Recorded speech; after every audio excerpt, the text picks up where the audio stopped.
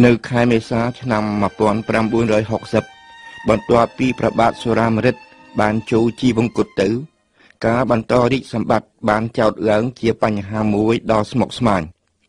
យោងទៅតាមពាក្យសន្យារបស់ព្រះអង្គកាលពីឆ្នាំ1955សម្ដេចនរោត្តមសីហនុទ្រង់ពុំព្រមឡើងគ្រងរាជ្យវិញទេ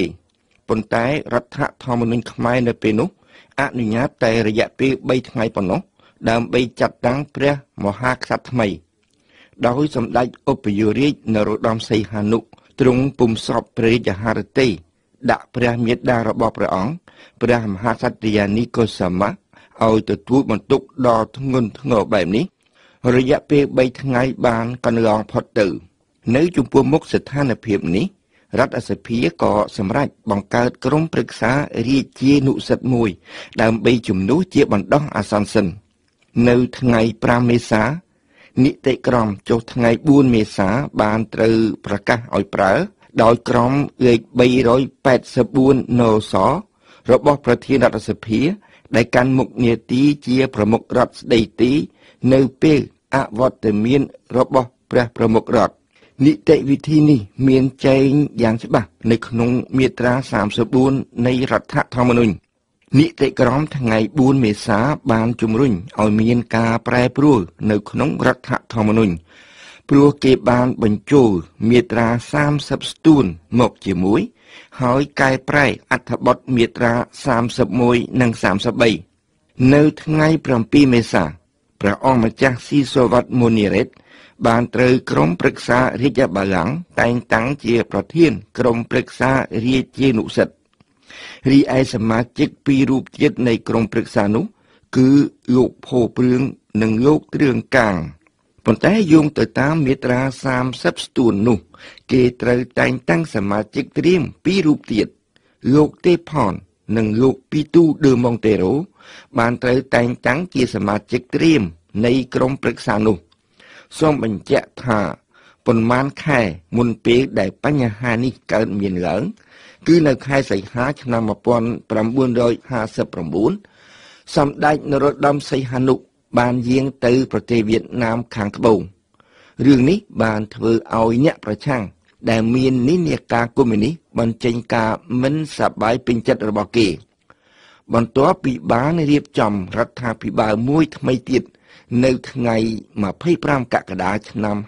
59ដដែលនោះសម្ដេចនរោត្តមសីហនុបានសម្រេចពង្រឹងរដ្ឋាភិបាលរបស់ព្រះអង្គនៅចំពោះមុខអ្នកប្រឆាំងទាំងសងខាងព្រះអង្គបានស្នើសុំឲ្យរដ្ឋសភារៀបចំការបោះឆ្នោតប្រជាមតិមួយដើម្បីឲ្យប្រជាជនខ្មែរជ្រើសរើសរវាងនយោបាយអព្យាក្រឹតរបស់ព្រះអង្គនិងពួកអ្នកដឹកនាំស្ដាមនិយមដូចជាលោកស៊ិនង៉ូខាន់និងលោកសំសារីជាដើម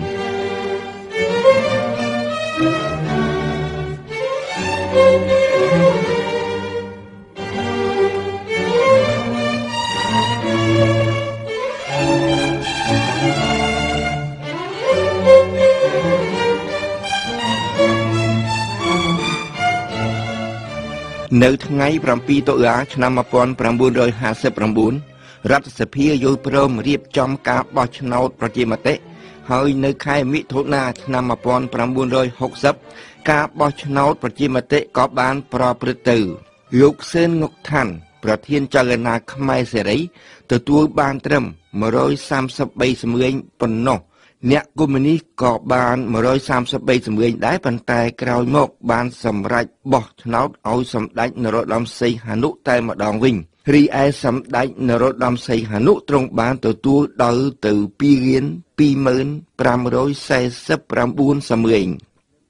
នៅថ្ងៃ11មិថុនាឆ្នាំ1960ក្រុមប្រឹក្សារាជាណាចក្រនិងរដ្ឋសភាបានអនុម័តសេចក្តីសម្រេចចិត្តមួយ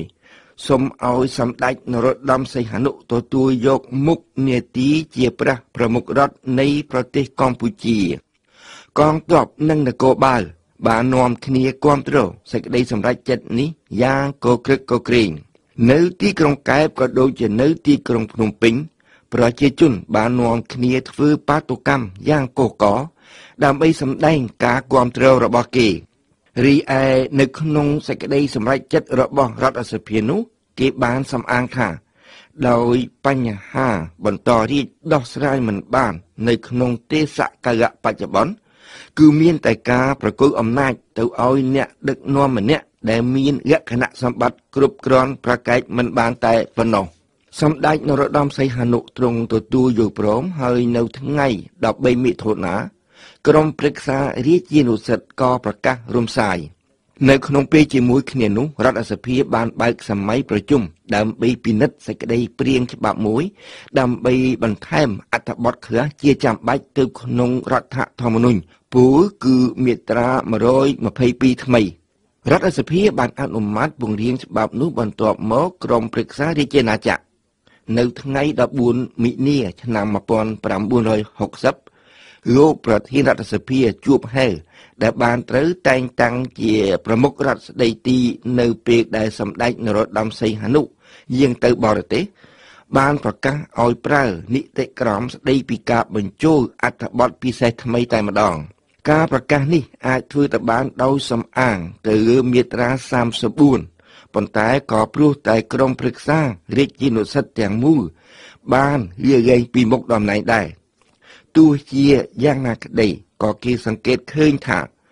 រដ្ឋធម្មនុញ្ញទាំងមូលពុំបានត្រូវពិនិត្យឡើងវិញដែរព្រោះមាត្រា111បានចែងយ៉ាងច្បាស់ថារបបរាជានិយមមិនបានត្រូវប៉ះពាល់ទេយ៉ាងណាមិញរបបនយោបាយក៏មិនអាចផ្លាស់ប្ដូរបានដែរគឺគ្រាន់តែអនុញ្ញាតឲ្យបង្កើតប្រព័ន្ធពិសេសមួយ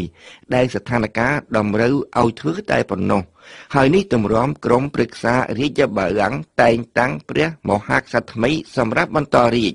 ប៉ុន្តែគួរកត់សម្គាល់ផងដែរថាព្រះប្រមុខរដ្ឋសម្ដេចនរោត្តមសីហនុក៏បានស្បត់ថាព្រះអង្គស្មោះត្រង់ជានិច្ចនឹងរាជបល្ល័ង្កហើយបន្តប្រពៃណីនៃអំណាចរាជានិយមជាដរាបរីឯមហាក្សត្រិយានីកុសមៈក៏បន្តតំណាងរាជបល្ល័ង្កជានិមិត្តរូបដែរគឺគង់នៅក្នុងព្រះរាជវាំងបន្តទៅទៀតខ្ញុំសូមស្លេះត្រង់នេះសិនចុះហើយនៅសប្តាហ៍ក្រោយខ្ញុំនឹងនិយាយអំពីបញ្ហានេះបន្តទៅទៀត